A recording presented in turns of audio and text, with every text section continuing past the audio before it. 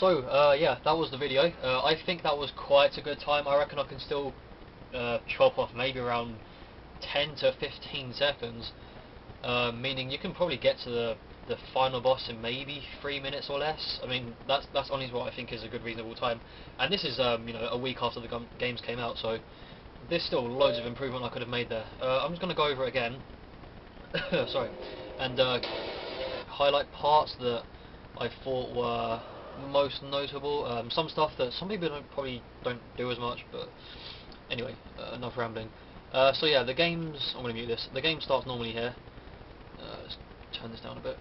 And I'm just jumping over these enemies, and I want to explain something really important. Yeah, you can see it from here. So, when the mute thing goes, alright, over here on the left is the, can you see my finger? Okay, up here on the left is the charge meter.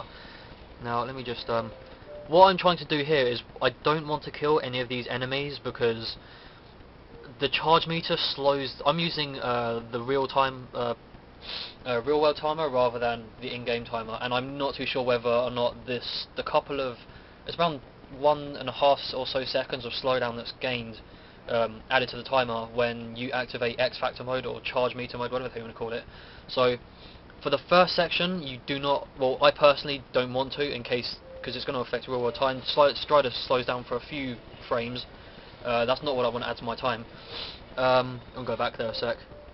So I avoid killing every enemy until I get on the slide, and I'll explain why. So this part coming up here, I do a jump to the right and then move to the left, so you miss this ledge here, but you also get around this enemy here to the front, and that's just a small thing there. And at this point now, it doesn't matter, you can kill as much as you want. Jump in here, and then the enemy comes, and I jump, rewind again, sorry about this. So I jump about just there's like a slight gap between Strider and, I was going to call him Archer then, watching too much of that show. The this, whatever the hell is, the item thing, and Strider jump towards the whatever that thing is, the turret. So it's just essentially in one leap you've managed to kill. I forgot to point out as well, this isn't easy. So in one leap you've managed to jump and kill the turret in one. You don't want to do a jump and then have to go back for it again. You may as well just try and get it as quickly as possible, because this arc here goes underneath this one bullet. There's a bullet here, you probably can't see it because of the crap lighting on my camera, but this bullet will always come out at the exact same part, and you want to try and get under that and then kill the turret in one. So that's kind of what I've been going for here, which means you then gain access to the slide. And now this part here is really important for meter management, and you know, I know this isn't Marvel. Now once it goes, I've got the all these enemies coming up here, and I've got no charge meter. It's in the shadow, you probably can't see it. I've got my charge meter up here. It's on nothing. At this point now, you want to kill manage that meter, because it's really important for the very tight jump that's coming up towards the end of this section. So I kill every enemy here, basically just trying to calculate how much I'll need, because at the very end you're swarmed with a couple of enemies. So I'm probably about halfway through my X Factor mode, and then I kill this enemy, and then I do the slide off this part just to gain a little bit of air boost, reach further distance.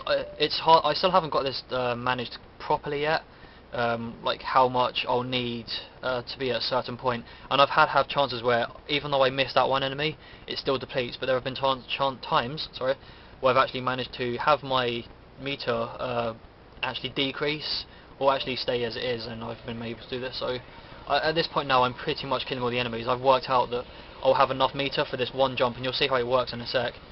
And remember, you get 5 seconds, so you have to count down from here, and you'll see that very important jump there means that you don't have to go back, jump up and then go for that turret. So X Factor mode,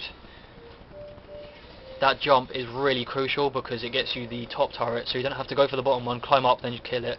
Instead, if you time your X Factor mode right, you'll be able to kill, as you saw there, you'll be able to kill the top turret just barely, meaning that the Strider will teleport into the cutscene. I'll just show you that again if anyone's interested. I'll show you the entire sequence again actually, as to how I manage my meter on this. So I've got these enemies coming here. Stupid buffering things in the way. Sorry. Right. get X Factor mode, and then go for this leap, and like that. It's really hard to manage. I haven't got it down perfect, but this is just one of the better runs where I got it in. Slide through the door. I don't really slide yet. I haven't. I'm not too sure on what's faster, running or sliding, but get a little slide off there. I know that that's faster. A little bit of a screw up there. One jump upwards, jump onto the corner of this, and then jump to the left, kill the enemy. That's the only time I'll ever need X Factor mode as well. You'll never get it again. So I've got a bit of a runny nose as well. I think my hay fever's starting. And then you get the free corridor. Nothing special here. That one bullet that happens every time. I'm going to try and pause it here because there's something really important I want to show. Well, not really important, just it's worth noting. I don't know if you saw it there, but there's a few frames where you're able to actually control Strider for a bit. During the cutscene where it plays down, you'll probably see it flash up. I'll try and get it, but it's really hard to get.